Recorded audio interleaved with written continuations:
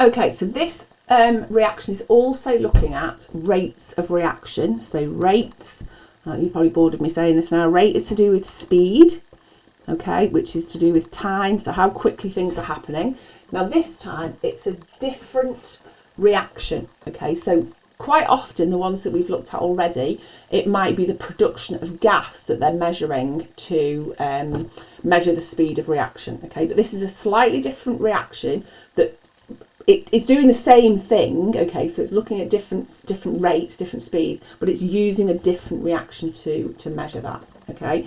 So the student placed the conical flask over a cross on the piece of paper, okay, and you can see that over that it's paler in the middle than it is on the outside, okay. So he mixed the two solutions in the flask, the solution slowly went cloudy, and he timed how long it took until the cross could not be seen. So basically what's going to happen is that he's going to mix the two solutions in here, it will start to go cloudy, that's why he's looking at it from the top, and when he can't see that cross anymore, okay, then he stops his time, right? So this solution will go cloudy and that will give him an end point.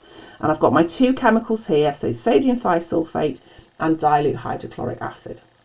Now this equation looks really complicated, but it isn't, okay, because the symbols in actual fact are the most important things. So I've got two solutions, okay, that's AQ stands for solutions, okay, it's given you in symbols and words. I've got another solution here, okay, now if it's a solution then it is clear. That's what defines a solution. If something has dissolved, then it makes a clear solution. Okay, if it's cloudy, then it hasn't dissolved. I've also got water, which is a liquid. I've got sulfur dioxide here, which is a gas. And I've got sulfur being made, which is a solid. Okay, so from those two solutions, I've got four things that are being made. Okay, one of them is a gas. So think about, it's not actually drawn on the diagram, but think about what else I might see in this experiment. If there's gas in a liquid, I might see some bubbles, okay? And I've got a solid being produced. So it's the solid that's going to get in the way of the cross, okay? So this solid sulfur is what's going to get in the way of the cross so that I won't be able to see it. Okay, so the questions will then ask you about this experiment.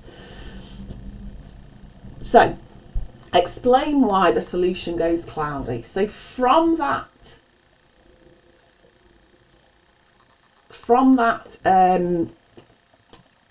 equation, okay, I can say sulfur, and I'll use their spellings, is formed.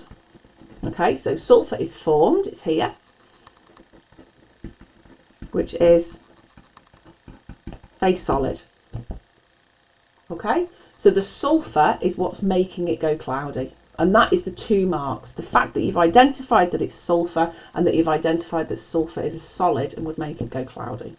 Okay, right, so this time again we need to think about the reasons for the reaction being different. So it says describe and explain in terms of particles and collisions. So I need to use those two words, the effect that increase in the concentration would have on the rate of reaction. Okay, so if you're increasing the concentration, basically what you are doing is that you would have more particles. Okay, so you'd have more particles in those solutions. Okay, so if you think about concentrated orange squash, right, there's not much water in there, there's lots and lots of the orange squash in the bottle, right, so it's the same with concentration. So I'm going to put 3 points here. So increasing concentration increases the number of particles. Okay, so if there's more particles there are more likely to be collisions, okay, because remember that collisions are what cause the reaction to happen. If there's more collisions, then what effect would that have? This increases the rate of reaction. Okay, so I've said by increasing the concentration, what does that mean? So increasing the concentration increases the number of particles. Because there's more particles, they're more likely to be collisions. So I've used that word that the question asks me to. And then that increases the rate of reaction. Okay, so that is how you would explain that change.